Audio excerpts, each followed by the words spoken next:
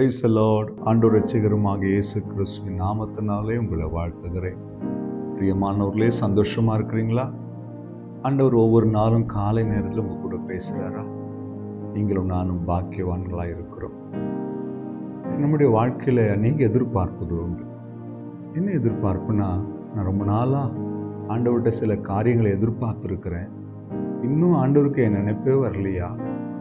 ஏன் இன்னும் எனக்கு பதிலே வரல? நான் இவ்வளோ நாள் காத்திருந்தும் என்னுடைய வாழ்க்கையில் நான் ஆசைப்பட்டதை நிறைவேறலையே. பல பேருக்குள்ளேருந்து கேள்வி இருக்கும்.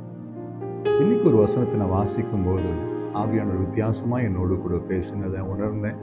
இன்றைக்கு உங்களுக்கு அதை பகிர்ந்து கொள்கிறேன்.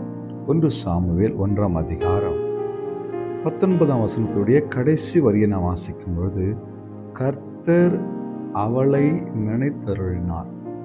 யாரை நினைத்தருளினார்? இங்கு அன்னாளை குறித்து சொல்லப்பட்டிருக்கிறது.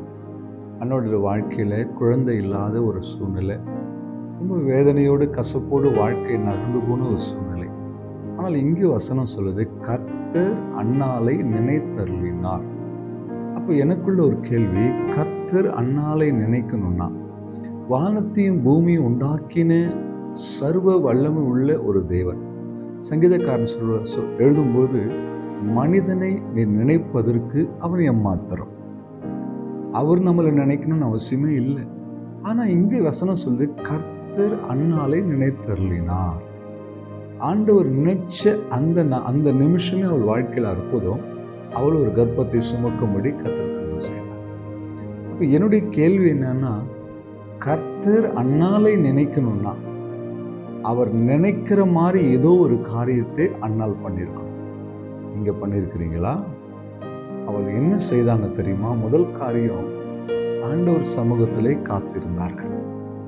2வது காரியம், கர்த்தருடைய ஆலயத்துக்கு ஆண்டவரை தேடி போனார்கள்.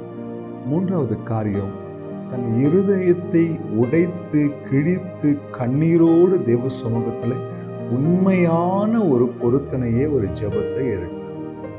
என் அன்பு தெய்வ பிள்ளையே, அன்னாளுடைய ஜெபம் ஒரு சாதாரண ஜெபம் இல்லை. பொருத்தனை நிறைந்த, இருதயம் உடைக்கப்பட்ட, கண்ணீர் நிறைந்த ஒரு ஜெபம். அந்த ஜெபத்திற்கு உடனே பதிலை ஆண்டவர் கொடுத்தார். அன்னாள் சொல்ற, எனக்கு ஒரு ஆண் பிள்ளையை கொடுத்தார், அந்த பிள்ளை உமக்கென்று கொடுக்கிறேன், என்னுடைய மலடி என்கிற அந்த பட்டம் என்னை விட்டு நீங்கினா போதும். அந்த ஜெபம் உடனே பதிலை கொண்டு வந்தது. அன்னாளை கர்த்தர் நினைக்கும்படி செய்தது எது அப்படின்னு கேள்வி கேட்டால், அன்னாளுடைய பொருத்தனையும், அன்னாளுடைய உடைக்கப்பட்ட இருதயமும், அன்னாளுடைய கண்களிலிருந்து வழிந்த அந்த வேதனை நிறைந்த கண்ணீரும், அன்னாளுடைய உண்மையான ஜெபமும் அன்னாளை கர்த்தர் நினைக்கும்படி செய்தது. அப்படி ஏதாவது நாம செய்யறோமா? ஆண்டவர் நினைக்கிற மாதிரி எதுவுமே செய்யாம, ஆண்டவர் என்னை நினைக்கணும், என்னை ஆசீர்வதிக்கணும், ஏசப்பா என் வாழ்க்கையை மாற்றணும்னா எப்படிங்க நடக்கும்? ஒரு மனிதன் இன்னொரு மனிதனை நினைக்கணும்னா அவன் நினைக்கிறபடி ஏதோ ஒரு காரியத்தை நம்ம செய்யணும். இப்போ வானத்தையும் பூமி உண்டாக்கின தேவன் நம்ம நினைக்கணும்னா அவர் நினைக்கிற போல ஒரு வாழ்க்கையை நீங்க வாழுங்க. என்னால ஜெபிக்க முடியாது, வேதத்தை தொடவே முடியாது, உபவாசம் ஒரு நாள் இருக்க முடியாது, ஒரு நாள் கூட சர்ச்சுக்கு போக முடியாது, என் வாழ்க்கையை இஷ்டம் போல வாழ்வேன், ஆனா கர்த்தரை நினைச்சு எனக்கு அற்புதம் செய்யணும்னு நீங்க நினைச்சீங்கன்னா அப்படி எதுவும் நடக்க போறதில்லை. கர்த்தர் உங்களை என்னை நினைக்கிறேன்னா அவர் நினைக்கிற மாதிரி ஒரு வாழ்க்கையை நீங்களும் நானும் வாழும்போது ஆசீர்வதிக்கப்படுவோம். அப்படி செய்வீங்களா? ஆண்டவரை உங்க பக்கம் திருப்புவதற்கான காரியத்தை செஞ்சு பாருங்க. பதில் வரும், அற்புதம் வரும், அதிசயம் நடக்கும்.